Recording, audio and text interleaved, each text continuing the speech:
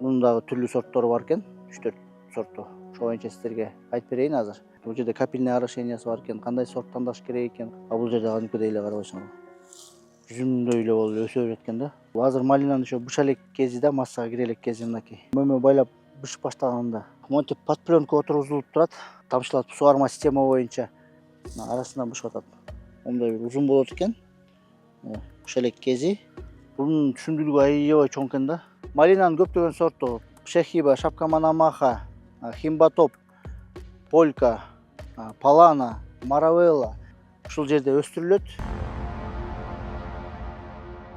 Саламатсыздарбы урматтуу мекендештер, жалпы мөмө сүйүүчүлөр. Бүгүн биз малина жана ежевика боюнча видео чыгаралы деп чечтик сиздерге. Биз азыр Кара Жыгач Ала Тоо айылында жүрөбүз. Бул жерде 7 гектарда жалпы малина, түрлүү сорттор, ежевика, ошондой эле мынакей. Мунун дагы түрлүү сорттору бар экен. 3-4 сортту. Ошо боюнча сиздерге айтып берейин азыр. Негизи бүгүнкү чыгарылышыбыз биздин эмки чыгарылышка мындай даярдык деп эсептесек болот. Анткени деген мынакей өзүңүздөр көрүп атасыздар. Мына бул ежевика. Жаңы бышып келаткан кез экен. Мынакей арасында мындай бышып аткандары да бар экен. Бирок толук быша элек бул дагы. Дыйкандардын айтышы боюнча бул 15-10 күндөрдүн тегерегинде бышат экен. Мындай массага кирет деп коет. Ошол кезде биз келип тартабыз. Бүгүнкү чыгарылышыбыз сиздердин комментарийлериңер керек ушул видеонун астына. Анткени биз эмкиде келгенде, массага кирген кезде биз ошо суроолорду сиздерге кызыктырган суроолорду дыйкандарга берип алалы. Мисалы үчүн бир 10 чактыдай же 20 чактыдай суроо жазсаңыздар, ошол суроолорго биз жооп беребиз. Кандай суроо болот? Мисалы үчүн сиздер мына ошо ежевика боюнча кандай суроолор бар? Бул жерде капельный орошениясы бар экен. Кандай сорт тандаш керек экен? Кандай айтор өзүңөргө ылайыктуу суроолорду бере аласыздар. Ушул видеонун астына жакшылап кылып жазып бергиле. 15 күндөрдүн тегерегинде биз ушул каналга жүктөйбүз, жооп кылып сиздерге тартуулайбыз. Керек болсо, эгер ар бир суроого бир өзүнчө видео чыгарчыдайбыз да. Анткени мисалы үчүн ошол эле ушул ежевика болобу, өзүнчө бир сорттор боюнча бир өзүнчө видео чыгарсак болот. Мунун деле өзүнүн тамчылатып сугарма системасы бар экен. Бул жерде азыр дагы толук кылып көрсөтөбүз. Кубанованы билесиздер. Дыйкан биздин каналга көп видеосу бар. Момундай ежевика өстүрүп келген. Былтыр эсиңиздерде болсо анча жакшы болбой калган. Көп себептер болчу ага. Быйыл Кудайга шүгүр жакшы болчу да экен да, мынакей өзүңүздөр көрүп атасыздар. Бул жер мына бир 15 күндөн кийин аяктары бышса, бир 20 күндөрдөн кийин мынакей могулар деле бышып калчу да экен да. Бүлдүркөн деп да атап койчубуз мурун ежевиканы. Сиздерге көрсөтүп кете берейин. Мынакей аябай жүзүм сыяктуу болуп өсө берет экен. Малинаны билесиздер. Малина кичине мындай азыраак берет эмеспи? Бул жерде кадимкидей эле карабайсыңарбы? Жүзүмдөй эле болуп өсө берет экен да. Бышканда эми мен дагы чыдамсыздык менен күтөм бышканып алган. Мынакей келсеңиздер, бери келсең. Могу жерде бышып калыптыр.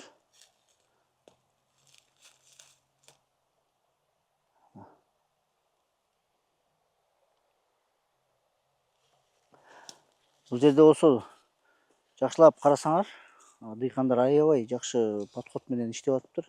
Мынакей монтип байлап, бул жерде да мынтип ар жакты көрсөтүп койсоң, жакшы аябай сонун карап келатыптыр. Мынакей ортолорун отоп, аралыктары аябай чоң.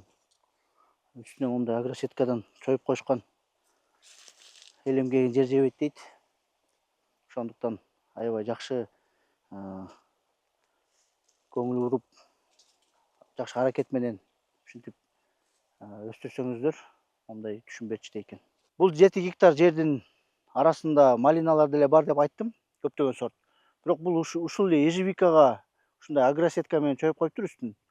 Ежевикага эле көптөгөн жер бөлүнүп турат. Мына азыр ушул жерден эле карасак, могу жерди тартып коесуңбу? Тетерден башталат экен. 600-700 метрдин тегерегинде эле ежевика отурулуп турат. Азыр үстүнөн дагы силерге дрондор менен көрсөтөбүз.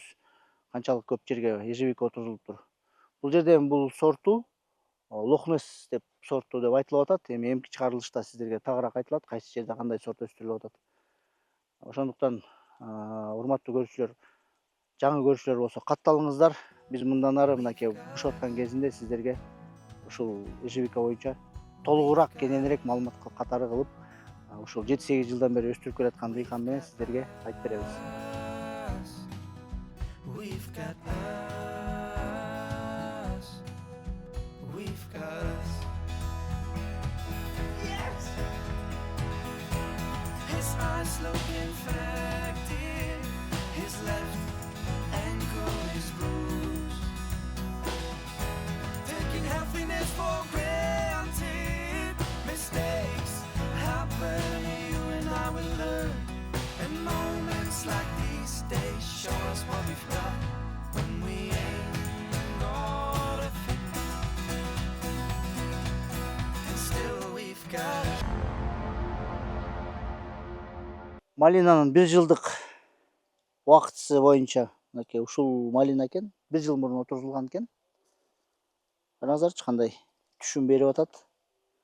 Эми бул 1-жыл эле ушундай түшүм берсе, бул азыр малинанын ошо быша элек кези да, массага кире элек кези мынакей.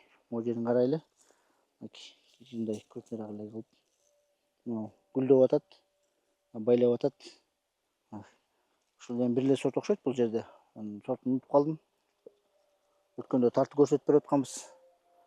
Мына мөмө байлап бышып баштаганында бутагын көтөрө алчыдай экен да. Мынакей могу жерде жакыныраак көрсөттүм да. Жерде мындайраак көрсөтөлү. Бир жерде эле тандап мынакей гүлдөп атат буяктар.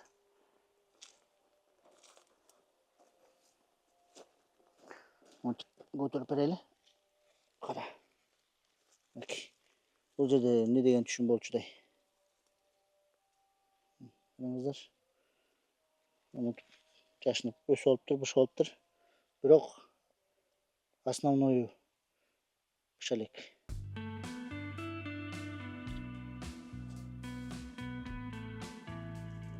Могу жерде бир мүнөт көрсөтүп койсоң да.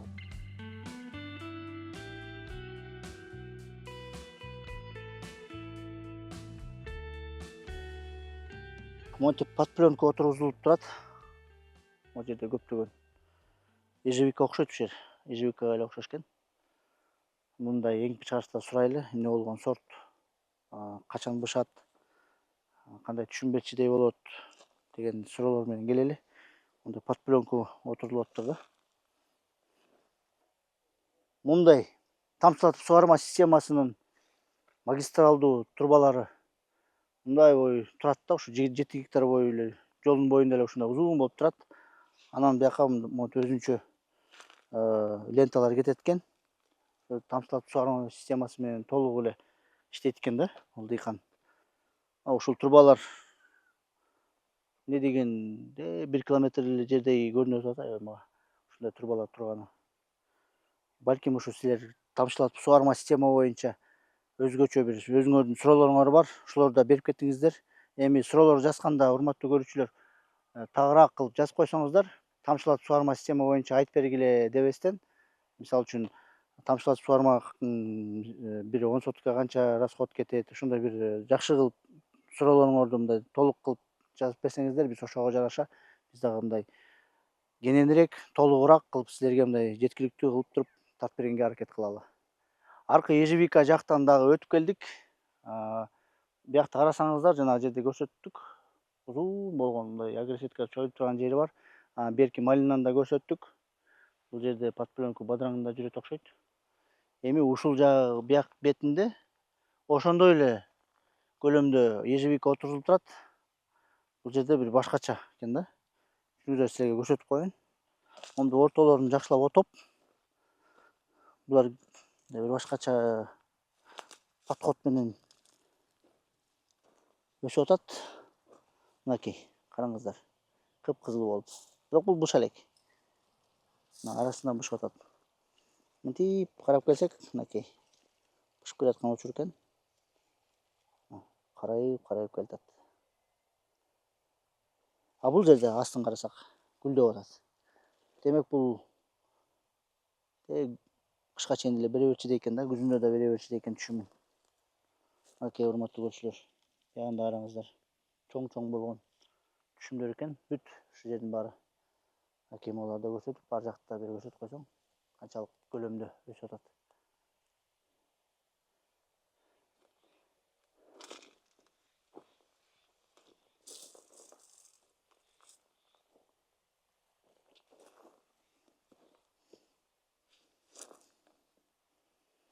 Монтип араларын монтип тазалап отоп коюшат экен, көрдүңүздөрбү?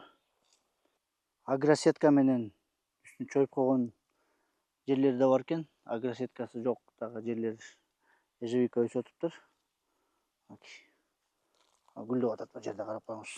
Бул жерде монтип көтөргөндө аябай түшүмүн байлап атат.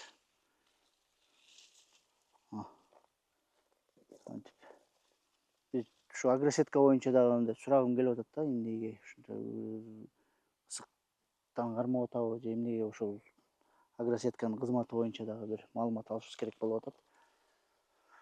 Малиналарга өтөлү. Ушул жерде карасак аябай жакшы сонун карап атыптыр. Жаңы эле отоп кеткен учур экен. Андан тышкары монтип байлап жакшы түп-түз кылып өстүрүп атыптыр. Жанагындай сүрөткө тартып койгондой эле. Карасаңыздар, жаңы эле мына отоп кетишиптир. Аке, могу катардын баары эле отолуп турат. Андан тышкары муну түбүн карасаңыздар, тамчылатып суарма система менен сугарылып атат. Ошондо азыр кичине үнү да чыгып атат, мынтип пышылдап. Ошондо карасаңыздар, суунун кантип үнөмдөп атышат, аябай жакшы. Башка жерлердин, ашыкча жерлерди сугарыштын кажети жок, чынын айтканда. Бир гана ушу түптөрүнүн асты эле ным болуп турат экен дайыма. Мынакей. Ар бир катардын эмесин карап турсаңыздар, мынтип сугарылып атат да. Бул сорту мен эстеп унутуп калбасам, бул сортту жанагы шапка манамаха деген сорт болуш керек. Ушинтип караш керек. Канчалык жакшылап карап, канчалык жакшы ушул малинага мамиле кылсак, ошончолук жакшы түшүм берчүдөй. Көрүп атасыздар өзүңөр кандай сугарылып атат. Бир гана ошол жерлер эле суу экен, ным экен. Калган жерлерде сугарып деле кажети жок. Бул эми шапка манамаха кичине кечирээк берчүдөй экен. Бул жерде эсиңизде болсо, Химбатоп деген швейцарский сорт бар болчу. Бул жерге негизи ушул сортко кубанабай аябай аз жер бөлүптүр. Бул эксперимент катары өстүрүлүп аткан сорт, малинанын сорту окшойт. Келиңиздер, кел жакыныраак. Мынакей могу жерде бышып атыптыр. Химбатоп швейцарский. Мынакей могу жерлердин арасындагы. Бышып атыптыр. Шайын дегени бар экен. Ama üstünde atat kızım, o üstünde eкен да. Түшүмдүүлүгү үстүндө экен көбүнчө мунуку. Бою да аябай узун болот экен. 2 метрден ашык экен да. Орто чендеринде аябай узун экен да, 2 метрден деле ашык окшойт. Бул Кубанов айтышы боюнча булар канчалык узун болсо ошончолук жакшы түшүм берет экен. Швейцарский сорт Химбатоп.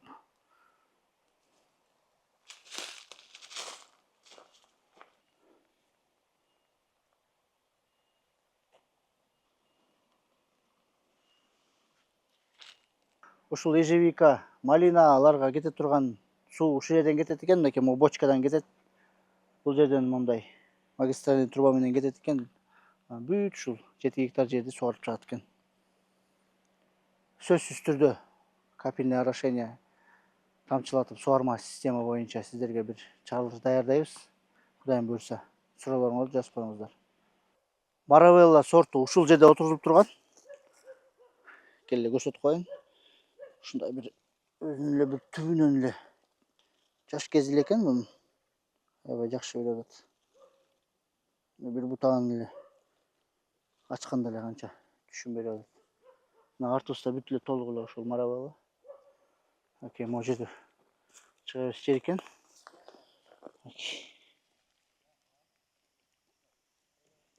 Малинан маравелла сорту. Пшехиба деген сортуна келдик. Бул жердин пшехибанын өзгөчөлүгү бул өзүнчө бир сүйрүү болуп өсөт экен аябай.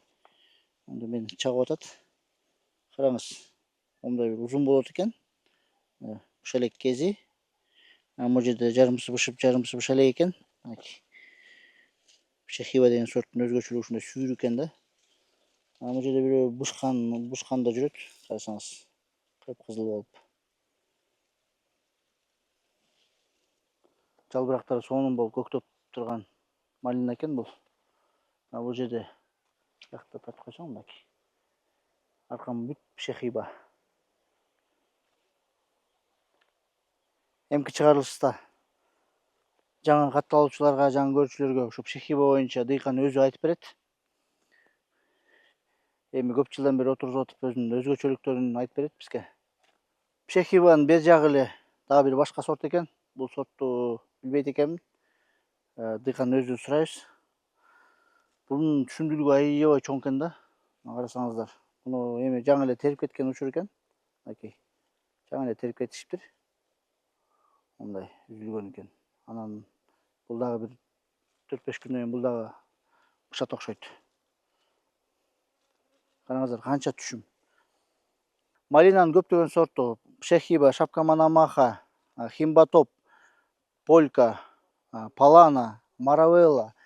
Мен деле эстеген ушул бир 5-6 сорттон эле эстеп атам. Ушунун баарын ушул жерде өстүрүлөт. Ар бир сорттун өзүнүн өзгөчөлүгү бар. Буга чейин кыскача кылып айтып берчүбүз. Эми сиздер өзүңөр кайра кайталап кетейин. Өзүңөрдүн суроолоруңорду сөзсүз түрдө жазыңыздар ушул видеонун астына. Ар бир сорт боюнчабы, же малина боюнчабы, же ежевика боюнчабы, тамчылатып сугарма система боюнчабы, же дары дармектер, жер семирткичтер, айтор эми көп темалар бар бул жерде. Ошол сиздерге кызыккан темалардын каалаганын тандап алып, керектүүсүн тандап, сиздерге ушул жерде 9 жылдан бери иштетип келаткан, мөмө өстүрүп келаткан дыйкан менен маек куруп, ошол суроолорго жооп алганга аракет кылабыз. Эми бул жерде эң негизгиси биз дагы агроном мындай дипломированный адиста издеп жүрөбүз. Ошол агрономдор болсо дагы бизге байланышка чыгыңыздар.